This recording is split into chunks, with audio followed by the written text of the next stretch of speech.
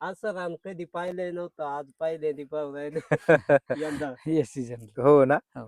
आणि ते पण एवढ्या उन्हात. एवढं उन्हात हो येतो ना. उन्हाळ्यामध्ये, एवढ्या उन्हाळ्यामध्ये पाहिलं बा. आजपर्यंत तुम्ही भरपूर खतं सोडले असेल, दाणेदार, वॉटर सोल्युबल वगैरे, हा. बरोबर. हम्म. काय फरक आहे, जी ग्रीन लाईफची बॅग आहे ती दिल्यानंतर काय फरक दिसतो प्लॉट मध्ये?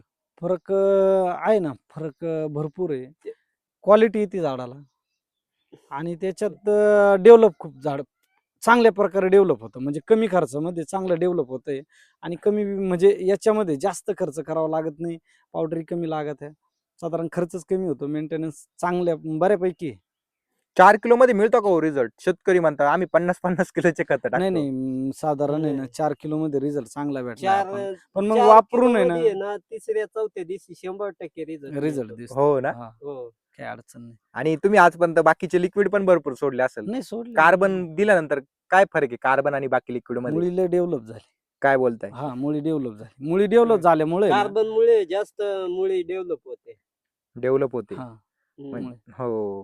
पांढरी म्हणजे आपण जर बघितलं तर हा सर्व रिझल्ट चमत्कार कार्बन आणि ग्रीन लाईफचाच आहे. हो, कार्बन आणि ग्रीन काय सांगाल इतर वेलवर्गीय भाजीपाला शेतकऱ्यांना? वापरायला पाहिजे, आवर्जून वापरा, गरज आहे. थोडस बदल करायला पाहिजे शेतकऱ्यांनी. जमिनीमध्ये काय बदल होईल हे तंत्रज्ञान वापरल्यानंतर? जमीन आहे ना, म्हणजे जमीन आहे ना सुपीकही होणारच आहे, कारण ऑर्गॅनिक कार्बन आहे ते आणि रासायनिक पेक्षा नक्कीच चांगले, नक्कीच चांगले. नक्कीच चांगले. म्हणजे आता तुम्ही इथून पुढे हेच वापरणार का? वापरणार, 100% वापरणार. आतापर्यंत तुम्ही जेवढी माहिती दिली ती सर्व खरी का? नाही, खरी आहे ना, 100% हो. खरी आहे. कोणी या इकडं प्लॉटवर 100% भेटायला काय रासायनिक अडचण नाही. वापरून आमचा घेवड्याच्या खाली कारल्याचा प्लॉट आहे, ते कधी सक्सेस होत नव्हता, व्हायरस यायचं. हा. पण हे कार्बन आणि ते ग्रीन ते काय ते वापरल्यामुळे आता या झाडाला व्हायरस पण नाही कारल्याच्या. कारल्याचा का? हा, हा. बदल आहे आणि झाडांमध्ये. दरवर्षी काय प्रॉब्लेम यायचा व्हायरसचा प्रॉब्लेम. व्हायरस जास्त. त्या जमिनीमध्ये? हा, हो. या वर्षी तसा प्रॉब्लेमच नाही. नाही एवढा नाही. नाही, थोडा आहे, 5% रान आहे, पण मग 5% थोडं आहे, पण मग दरवर्षी म्हणजे डायरेक्ट पूर्ण 100% रान खराब क्षेत्राचे होऊन जायचं. क्षेत्र गोळा होऊन जायचं. बदल आहे, खूप बदल आहे. हो ना.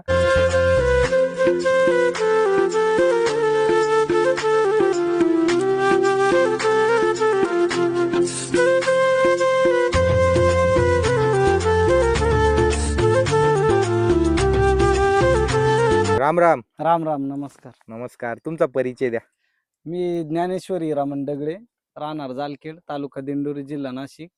हे माझे बंधू आहे, भास्करी रामन दगडे. अच्छा. आता आपण जो तुमच्या प्लॉट मध्ये घेवडाचा प्लॉट आहे, हा बरोबर ना? हा, किती क्षेत्र आहे?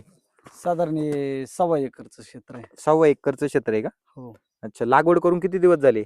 साधारण 2.25 महिन्याचा प्लॉट झाला. 2.25 महिन्याचा प्लॉट हो. आहे.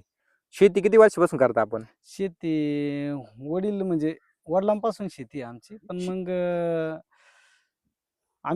मी साधारण 6-7 वर्षापासून शेतीमध्ये अच्छा. उतरलो. आपण बघू शकतो व्हरायटी कोणती आहे? व्हरायटी मोरालेडची. अच्छा.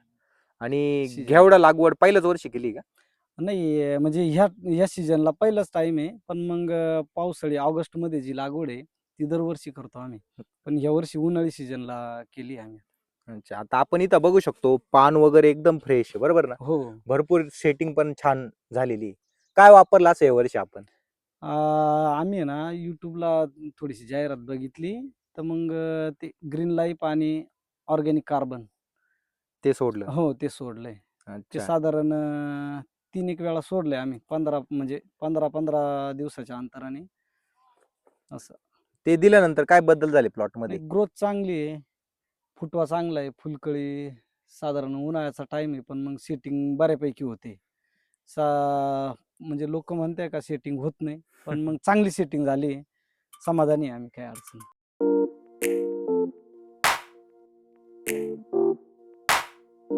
आता मला हे सांगा अंतर किती आहे हे लागवडीचं? अंतर आहे ना साधारण 6 6 फुटाचा फुटाचं. बेड मारलेला आहे. हम्म. त्याच्यावरती आहे ना दोन्ही साईडनं लागवड केली आहे. हम्म. तर दोन्ही 6 फुटाचा, ओळीमधलं अंतर 6 फूट आहे आणि झाडामधलं अंतर आहे ना 1 फूट आहे, अशा लाईनीनं. अच्छा. आणि आपण जर बघितलं तर आता बघा ना पूर्ण प्लॉट भरलेला आहे, एवढं तुम्ही अंतर ठेवलेले तरी. प्लॉट आता पूर्ण म्हणजे जवळ आलेलं आहे. आधी पूर्ण मोकळं वाटायचं, हो ना. आम्हाला वाटत नव्हतं भाऊ सक्सेस होईल का काय एवढं आता लागून, म्हणजे उद्या तर आम्ही आहे ना पहिला तोडा करायचा आहे. आम्ही हो. नियोजन असं केलं होतं का जर प्लॉट गेला सक्सेस नाही झाला तर मग पुढच्या वर्षी तांबटीचं म्हणजे ग्राफ्टिंग याच्यावरतीच लावायचं असं नियोजन होतं आमचं.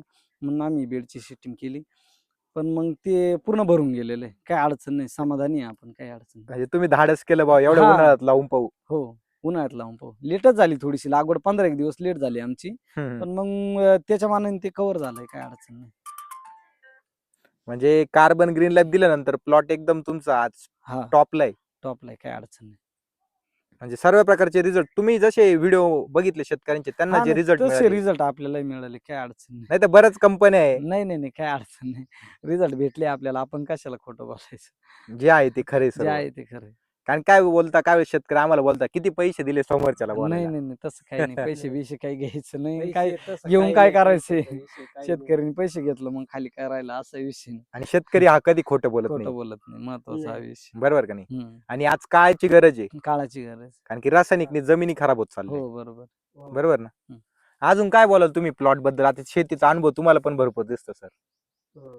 काय बरं हे फरक दिसतो? पहिलं याच्यामध्ये आम्ही भोपळा लागवड केली होती. हम्म. तर रासायनिक खत वापरल्यामुळे ना भोपळा सुद्धा सक्सेस झाला नाही, सुकव्याचा प्रॉब्लेम जास्त आला. रासायनिक वापरल्यामुळे पहिले याच्यात तांबटी पण केली होती, तांबटीला डम्पिंगचा प्रॉब्लेम झाला. त्याच्यामुळं आम्ही कोणतं खत कार्बन. कार्बन आणि कार्बन ग्रीन लाईफ. हे वापरल्यामुळे ना आम्हाला जास्त अडचण नाही येऊ राहिली. अडचण नाही येते. हम्म. म्हणजे एकदम निसर्गासोबत शेती होते का? हा, हो.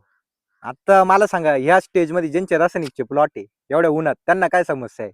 समस्या हीच ड्रॉपिंगची जास्त समस्या आहे. इड आपल्याला कमी आहे, काही अडचण नाही. आणि करू आता 2-3 दिवसात तोडा पण करू त्याचा. पहिला तोडा करू आपण.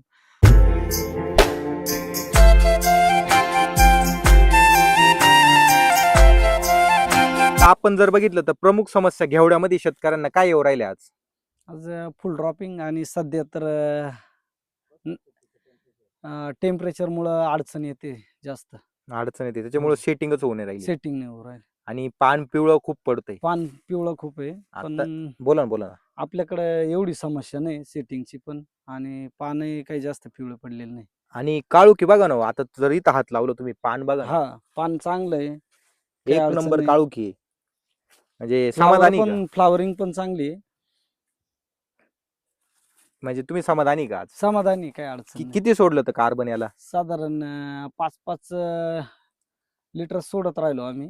3 अच्छा. वेळा सोडलेलं आहे. असं 15-1 लिटर गेलेलं आहे आणि 5 लिटर शिल्लक आहे अजून. आणि ग्रीन लाईफची बॅग प्रत्येक 5 लिटर मध्ये 4 किलो वापरले आपण. ड्रिपद्वारेच द्यायचे का? हा, ड्रिप पहिली ड्रिचिंग केलेली आहे आपण, हम्म. आणि नंतर प्लॉट डेव्हलप झाल्यानंतर मग 2 वेळा ड्रिपनं दिलेलं आहे. आता आपण जर बघितलं तर पूर्ण फुलावर अवस्थेत आहे, बरोबर ना? हा, फ्लावरिंग बघा ना तुम्ही, शेंगा बिंगा कशा लटकलेल्या आहे हा, एकदम. म्हणजे एकदम बेस्ट रिझल्ट मिळाले तुम्हाला. नाही, रिझल्ट चांगले आहे, काही अडचण नाही. काय सांगाल इतर शेतकऱ्यांना? वापरायला पाहिजे, कारण गरजेचं आहे. नुसतंच रासायनिक आपण वापरून आहे ना, रिझल्ट पाहिजे त्याप्रमाणे भेटत नाही. आणि रासायनिक वापरलं तर एवढ्या हाय टेम्परेचरमध्ये ना सिटिंग होणे अवघड आहे. त्याच्यामुळं मग थोडंसं ऑर्गॅनिककडे वळलं तर चांगली गोष्ट आहे. म्हणजे हे वापरल्यानंतर जो खर्च आहे तो कमी होणार. कमी होतोय ना, कारण साधारण 3 वेळा सोडलंय, ठीक आहे जेमतेम साधारण 5-1 हजार रुपयाच्या खर्चामध्ये साधारण प्लॉट चालू होऊन जाईल आपलं डायरेक्ट. फवारण्या 2-3 फवारण्या फक्त झाले आपले. म्हणजे स्प्रेचं प्रमाण या वर्षी कमी आहे. कमी आहे. अच्छा, हे तंत्रज्ञान वापरल्यामुळे. हे तंत्रज्ञान. रासायनिक वरती किती फवारण्या व्हायच्या? रासायनिक वरती फवारण्या आता जसा रोग येतो तसं करावंच लागतं. यांनी थोडंसं रोगाला झाडकन बळी पडतंय ना. काय बदल दिसतो कार्बन आणि ग्रीन लाईफ सोडल्यानंतर प्लॉट मध्ये? प्लॉट जेमतेम साधारण आहे तुम्ही ना, बघू शकता एकदम plot. बोला डेव्हलप ना. झालंय. काही आता आपण अडचण जर थोडस मागे गेलो, चला ना थोडस माग. हा, इथं जर बघितलं तुमच्या मागे, हे बघा ना. हा, काय आहे? सीटिंग चांगली आहे, फ्लावरिंग चांगली आहे, काही अडचण नाही. ड्रॉपिंग कमी आहे.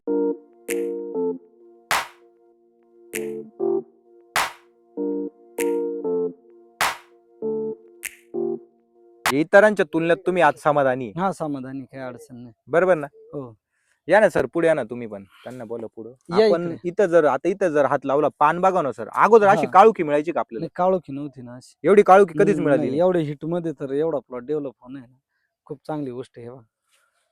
काय अडचण नाही. बघा ना आता सेटिंग सेटिंग मध्ये प्लॉट एकदम. अजून 15 एक दिवसात प्लॉट चालू होईल चांगला. अच्छा, म्हणजे तुम्ही हा. सहज युट्यूबला व्हिडिओ पाहिले तेव्हा हा युट्यूबला व्हिडिओ पाहून मग आणि मग तुम्हाला मटेरियल तुम्ही फोन वापर केला हा. आणि त्याच्यानंतर मग मटेरियल वापरला. अच्छा, म्हणजे आज आपण जर बघितलं तर आज उष्णता खूप आहे, हिटलंय तर 41 डिग्री आहे हो तापमान. हो. एवढ्या उष्णतामध्ये आपला प्लॉट एवढा फ्रेश दिसतोय, बरोबर ना. समजा हो. याला जर रासायनिक वापरलं असतं तर सेटिंग होईल किंवा काय गोष्टी याचं सांगू शकत नाही कारण आणि रासायनिक थोडस वापरला असतं तर एवढी सेटिंग झाली नसती. आणि हो ना. त्याच्यात प्रॉब्लेम हो. असा आहे हम्म. समजा पाण्याचा थोडासा आता प्रॉब्लेम झाला आमच्याकडे हम्म. पण मग रासायनिक जर असतं तर 100% फुल ड्रॉप झाला असतं कारण का पाण्यात शॉर्टेज झाला होता याच्यामुळे आणि हे तसं थोडंसं आहे ना रासायनिक कमी असल्यामुळे थोडंसं कंट्रोलमध्ये राहतात काही गोष्टी. म्हणजे तुम्ही कार्बन वापरल्यानंतर ड्रॉपिंग वगैरे तो प्रॉब्लेम सॉल्व्ह झालेला आहे हा तुमचा. सॉल्व झाले. आता सोबत आपल्या बंधू पण आहे, हा बरोबर ना. सर्व काम तुम्हीच बघता का?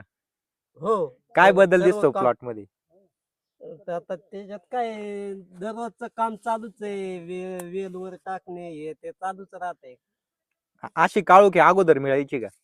नाही कधीच भेटली नाही अशी काळ होती. म्हणजे एकदम जबरदस्त रिझल्ट मिळाले तुम्हाला, हो. बरोबर ना. जबरदस्त रिझल्ट मिळाले.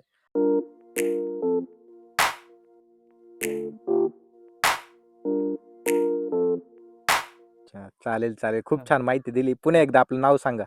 मी ज्ञानेश्वर हिरामन दगडे राहणार जालखेड तालुका दिंडोरी जिल्हा नाशिक. तुमचं सांगा सर नाव. मी भास्कर हिरामन दगडे, तालुका दिंडोरी, जिल्हा नाशिक, राहणार जालखेड. चालेल, धन्यवाद सर. हम्म.